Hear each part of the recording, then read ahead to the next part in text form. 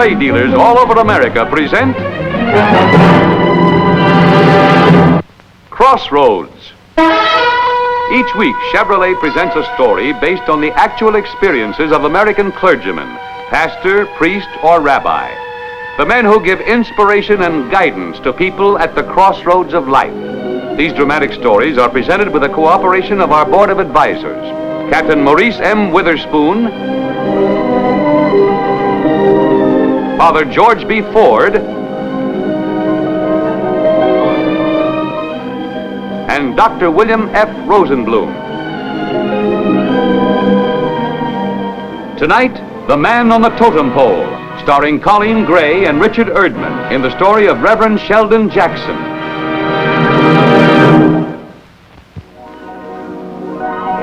When Sheldon Jackson was becoming established in Alaska, the natives called him the Man on the Totem Pole. But long before he left, they were calling him the Man of God. After Alaska was purchased by the United States, the animals that provided the food, clothing, and homes for the Eskimo became the prey of the white hunter. Protected by new laws and versed in the ways of mass slaughter, he proceeded through the use of cheap smuggled liquor and even force to keep the Eskimo from his hunting ground. It was not long before the Eskimo was faced with starvation and death. Come in. Well, the little minister. Where you been keeping yourself, Parson? My wife and I have been up to the village of Agaluk. Got back this morning. We found 10 dead in Agaluk. What do you expect when they lay around all summer drinking liquor? Liquor? Those Eskimo were sold poison, not liquor. Well, don't look at us. We shoot for hides, oil, and tusk. Liquor, that's the smuggler's business. Between the smugglers and the hunters, the Eskimo haven't much of a chance, have they? It's a great country, Alaska, isn't it? Too good to give back to the Eskimos, hey, boys? That's right. The Eskimo isn't human. To be human, man must be white. Did you hear what the parson says? How's that for a sense of humor? On your feet, boys, for a lady. Sheldon, I think Joe Unga's going to die. We can't seem to stop the bleeding. Lady, those Eskimos have been warned to stay off our hunting grounds. Your hunting grounds? You mean you were in Alaska before they were? There's no law against protecting our rights, Mrs. Jackson. Just put it that there's no law whatsoever. We don't aim to kill them. Just dust them off. Keep them away from our game. I think we'd better go, Mary. Good night, gentlemen. You better straighten out your wife's thinking. She's got some mighty strange ideas.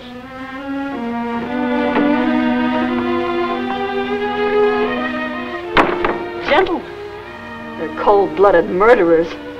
Now are you going to write another letter to Washington that will never be answered? No, Mary. I'm going to give Alaska back to the Russian Tsar.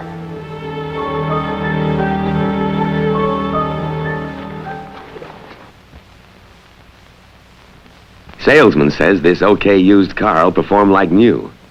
OK, we'll see. Sweet sound of that motor, all right. Let's see how she brakes. Right on the button. All clear. She's really smooth on the takeoff. Think I'll just see how she handles on the turns. Hey, that's pretty darn good. Now let's see how these OK used cars accelerate. Just like new. Acts just as good as it looks. Yes, sir, that salesman doesn't know it, but he's made himself a sale. This baby handles like $1,000,000. OK used cars are the best used cars money can buy. You get a good low price, you get a good wide choice, and you know every OK used car is reconditioned for safety, performance, and value. Best of all, your Chevrolet dealer's OK used cars are so good, he gives you a warranty in writing. OK, be the man at Chevrolet. OK.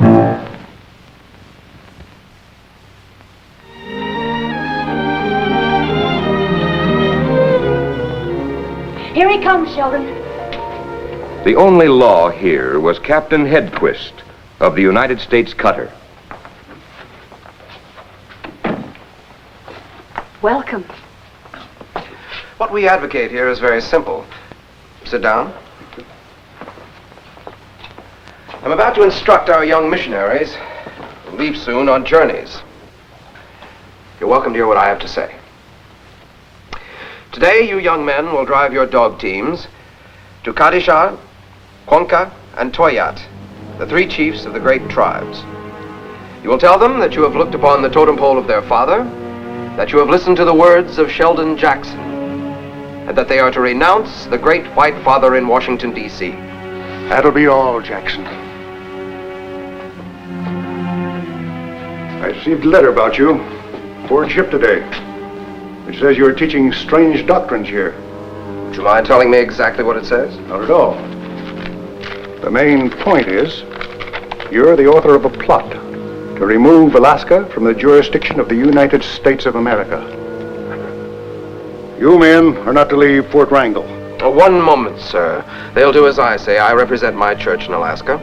And I represent the United States government. You're under arrest. Get your things. We'll accompany you to the cutter. For what reason? To stand trial for sedition. I have no intention of standing trial aboard your cutter, sir. If I must be tried, I demand trial in a proper court of law. There is none north of Seattle. Then Seattle is where I'll be tried. Do you deny the authority vested in me by the United States government? No, I grant that you command a floating court of law, one cutter with a jury comprised of officers who know nothing of this kind of law. But I tell you, sir, I will not budge from the shelter of this church until I am guaranteed a fair trial in Seattle. Very well, Jackson. We'll take you to Seattle. Be ready to sail within the hour.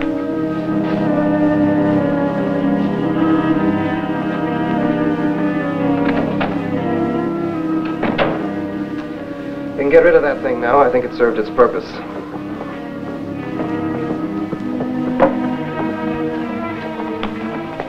Sheldon, I'm worried. You're just one man against such a mighty power. There is a greater power, our Lord.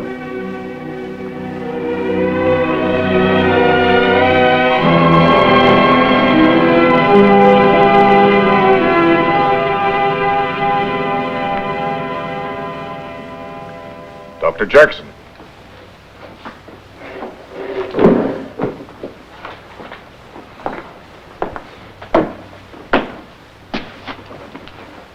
You understand, Dr. Jackson, that this hearing is merely to ascertain if there's sufficient evidence for the government to press charges of sedition. I do, sir. So far, there's only the testimony of the officer of the cutter and this letter that was delivered to him aboard ship telling of the strange doctrines that you've been teaching. Captain Hedquist, why was there no effort made to bring the author of this letter to Seattle? The author of the letter is unknown to me, sir. Dr. Jackson, there are phases of this case that puzzle me. I'm familiar with your record. I can't reconcile it with that of a fomenter of discontent. Are you asking me to supply evidence against myself, sir? I admit my guilt, and I'm ready to take the consequences. Well, if you admit your guilt, you won't mind telling me just why you want Alaska again under Russian rule. Under Russian rule, although the Russians did but very little for this frozen country, the land was not invaded annually by hordes of American hunters, ruthless, wasteful killers who drove the natives' food supply further beyond his reach. The whale has been driven into the inaccessible ice fields of the far north. The walrus and the sea lion have become virtually extinct.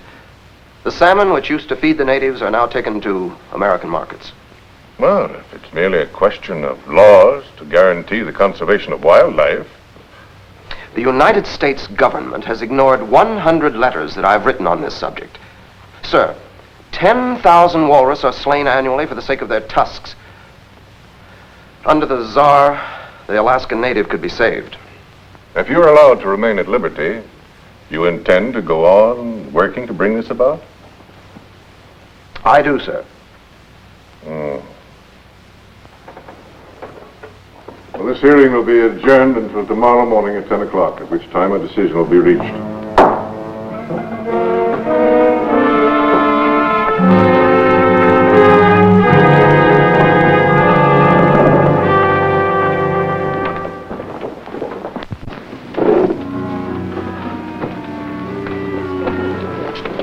I wonder if I might look at that letter that was introduced as evidence. Oh, certainly.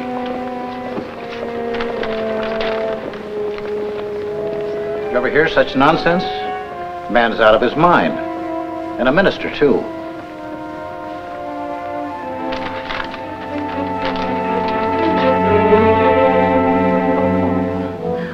Do come in, Mr. Mathewson. Thank you. Mrs. Jackson, your husband interests me. He seems a sincere and dedicated man. I'd like to meet him.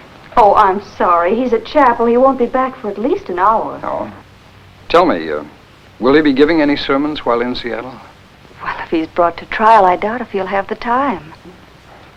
I presume that you help him with his work, transcribe his sermons? No, Sheldon writes every word himself.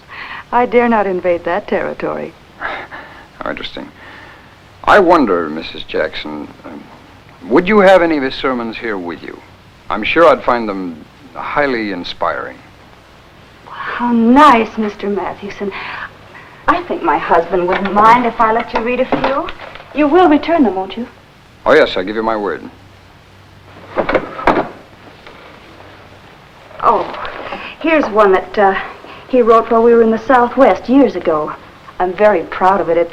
It contributed a great deal towards ridding the West of lynch law. Oh? Oh, here's one that's truly touching. Oh, thank you. Thank you, Mrs. Jackson. I'll see that these are returned at the hearing tomorrow morning. All right. Good night, Mrs. Jackson. Good night.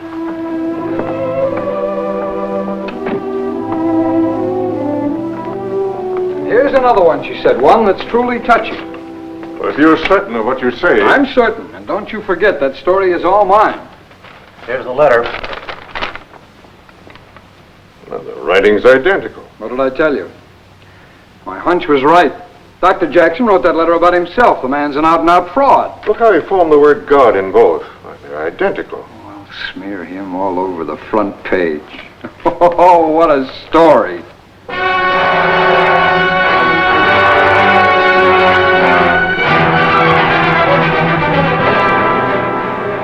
If it were within my power, Dr. Jackson, this malicious deception of yours would cost you dearly. Please, sir. Sit down, Dr. Jackson. How dare you trick United States officers into transporting you thousands of miles for your own personal motives? Please, sir, I beg you to listen to me. I have tried every conventional method of reaching the people who could help Alaska. The natives are dying like flies. Smuggling is rampant. There are no laws, no schools. There's one cutter to maintain law and order in a land as vast as Alaska. It's impossible. Silence! Alaska was a bad bargain to begin with. Seward's folly indeed. It can be a great state, sir. And it will be someday when the government lives up to its promises in the Treaty of Purchase. One more word out of you and I'll have you forcibly ejected from the room. Now listen to this. Thanks to the enterprise of the press, you have been exposed for what you really are. A cheap seeker of publicity, using Alaska as a political pulpit. The only way to treat a charlatan is to ignore him. Sir. Quiet! This is my final decision. There'll be no charges brought against you. Your fancied grievances will not be dignified with a public trial. This hearing is closed.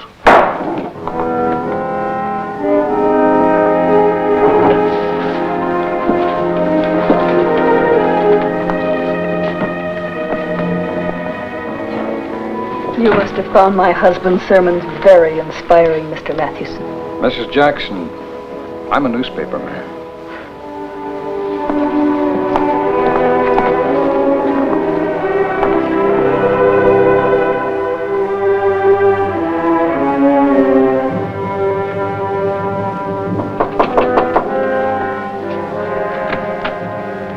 Good evening, Mrs. Jackson. I've come to return your husband's sermons. I don't quite know how to thank you, Mr. Mathewson. I'm sorry you didn't keep them long enough to benefit by them. Well, they gave me what I wanted. I pity you. What you did to my husband will rise to haunt you. I'm sorry, Mrs. Jackson, but... Those who hurt the innocent invariably feel the wrath of God. It's short glory that's given the evil man. Evil, am I? For doing my job? Evil you are. You crucified my husband, but he'll rise again. His cause is just, as was our Lord's. Mrs. Jackson, are you comparing your husband to the Christus? He's following in his footsteps, Mr. Mathewson. When my husband's story is really told, your triumph of today will seem brief and petty. Oh, wait, please, hear me out, Mrs. Jackson. And risk your tricking me again? I'd like to speak to your husband. He's not in. Well, then may I talk to you? No, believe me.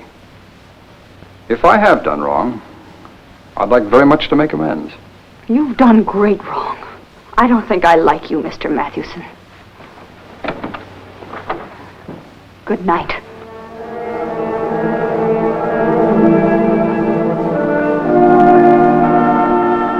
Mrs. Jackson, hasn't the repentant sinner any place in your theology? Come in and sit down. Thank you.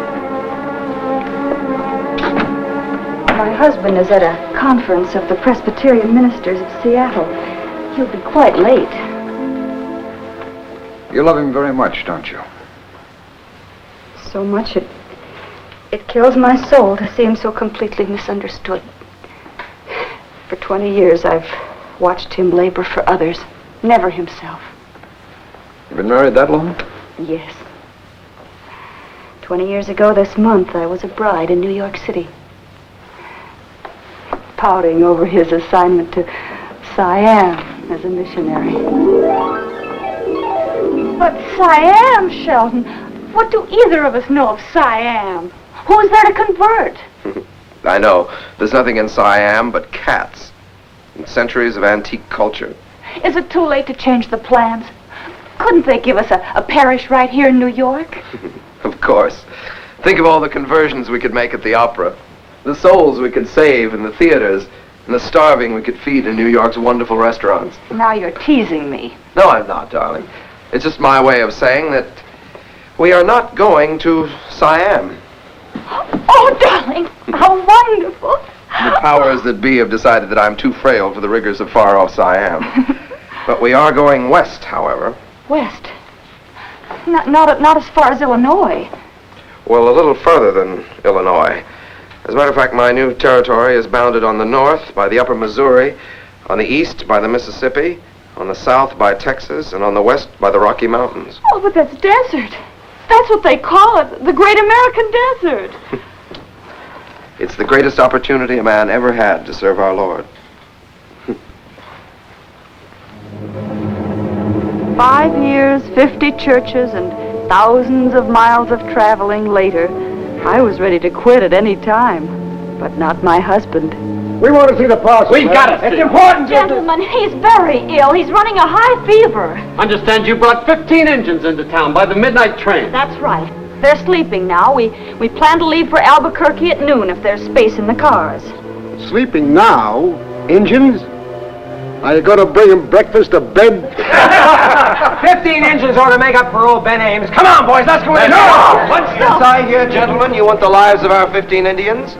We lost a fine citizen last night, Parson, to an Injun's knife. And you feel that the lives of 15 Indians ought to even the score, is that it?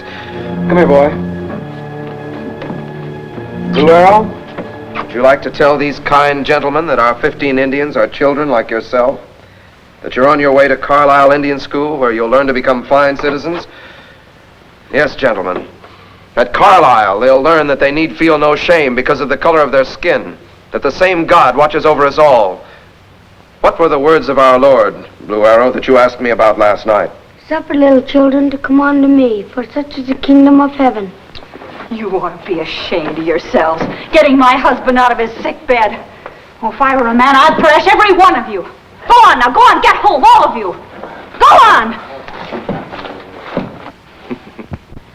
Is this the same little girl who 10 years ago I was going to take to Siam with me? Sheldon, you ought to be in bed. You're not well, dear.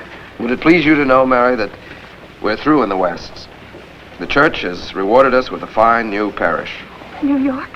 Are we going east, dear? Well, not exactly east.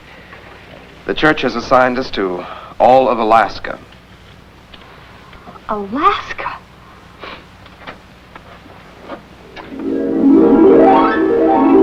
years I've watched him fight the battles of the little man in need of a champion.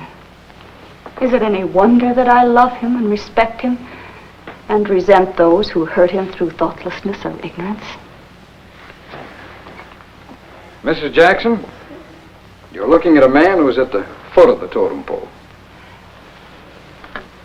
I was noticing in this picture that there are no coverings on their houses. They're just bare frames, skeletons. Well, the Eskimos use walrus hides to cover their homes. Now, in that case, they'd eaten the hides to try to stay alive until my husband could bring food. Now, every Eskimo has about 5 dogs. Now, you'll notice in that picture there isn't a single dog in the entire village. Need I say what happened to them? Oh, Sheldon, it's Mr. Matthewson, the newspaper man. Dr. Jackson, I'd like to tell you what a big man I think you are. Seems to me we're about the same size, Mr. Matthewson. No, sir. As a matter of fact, I'm very small. So was David, and he slew Goliath. Well, sir, if humility will give size to a man at this moment, I'm about 10 feet tall. Dr. Jackson, I've learned a lot about you since I wrote that story. I'd like to make arrangements to take you and Mrs. Jackson to Washington, D.C. Washington, D.C.? For what purpose? Well, sir, you just mentioned Goliath. Right now, I feel like throwing a lot of rocks and all in the right direction. You're looking at the newest station wagon in the low-price field. It's the new 1956 Chevrolet Bel Air Beauville with 1, 2, 3 big seats so you can carry all the passengers you want. Exactly how many will this 56 Chevrolet station wagon seat? 9. 9 big people just like me. I'm 1. 2, 3, 4, 5, 6, 7, 8, 9. Yes, this big new Chevy Beauville carries 9 with ease. See and drive Chevrolet's brand new, big new 9-passenger Beauville. It's one of 6 new Chevrolet station wagons for 56 at your Chevrolet dealers now.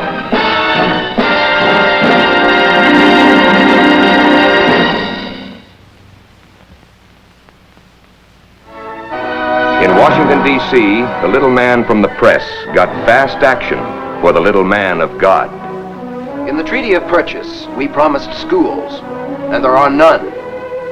Have we taken the Alaskan Eskimo under our protection merely to allow him to become the victim of ruthless exploitation?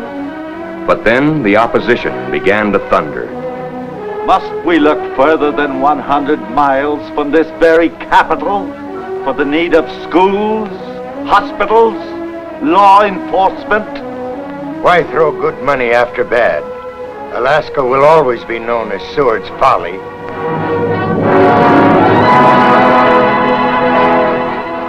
Fake and a radical.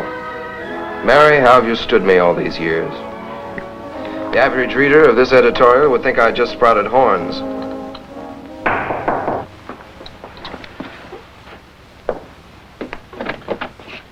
Good morning, Mark. Morning, Sheldon. Come in. Thank you. Good morning, Mary. Good morning.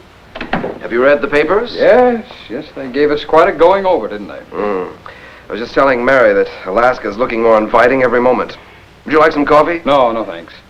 Now, you mustn't give up hope, Sheldon. There's a fight ahead, but the senator from Illinois said he'd rallied enough support to push through a resolution for aid before adjournment. These kind words would hardly indicate it. Oh, incidentally, he's asked us to sit in the gallery this morning and watch his big guns blaze away. How wonderful. I'll be ready in 5 minutes. Mary, you go ahead with Mark. I have something else I have to do.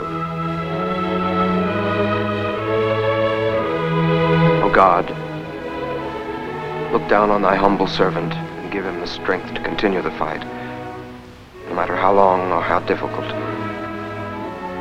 For as it was written in Jeremiah, lift up your eyes and behold them that come from the north. Amen.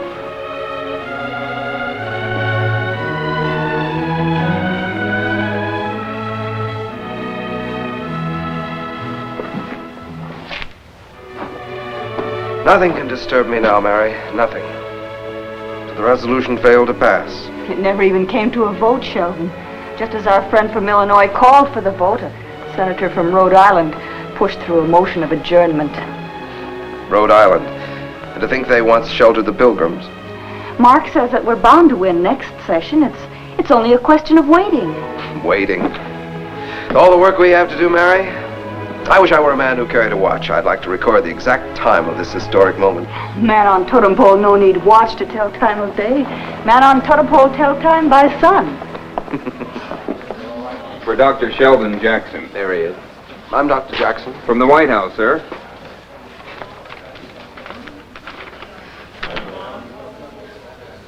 From President Garfield. I'm to be at the White House at 3 o'clock. I'll be there. The ways of Washington are peculiar, Dr. Jackson. But as my illustrious predecessor was often wont to say, there are more ways than one of skinning a cat. I'm unfamiliar with skinned cat, Mr. President, but broiled dog can be tasty in a pinch. We'll get an aid bill passed at the next session, Dr. Jackson. But in the meantime, how would you like to be Alaska's first Minister of Education? Thank God, Mr. President, for your faith. I remember Mr. Lincoln saying it would be 100 years before the people realize the greatness of Alaska. Well, let's see if we can't cut that down a mite, sir. The man on the totem pole climbs back to the top. Thank you, sir. Thank you, Mr. President. Sheldon Jackson brought reindeer across the Bering Straits to relieve starvation and serve the Eskimo well. He founded Alaska's great modern school system. He built hospitals, helped form courts of law, and even today, throughout that vast land, all radio stations carry an announcement every hour on the hour.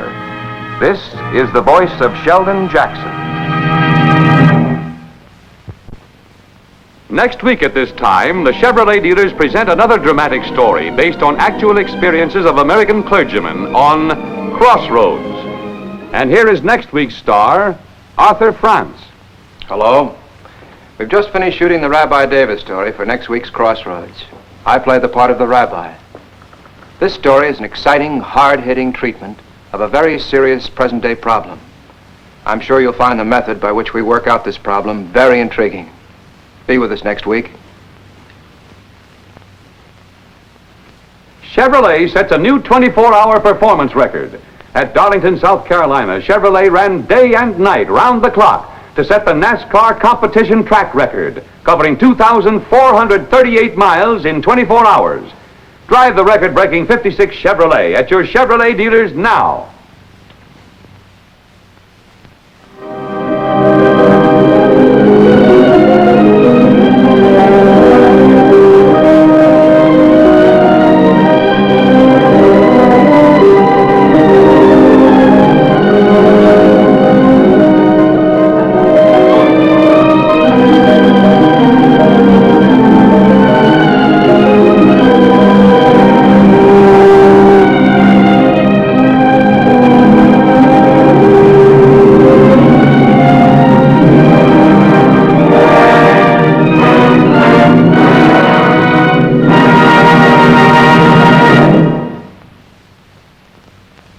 Be sure to enjoy the Dinah Shore Show every Tuesday and Thursday evening over another television network. This is Art Baker for Chevrolet, reminding you to drive with care everywhere. This has been an ABC Television Network film presentation.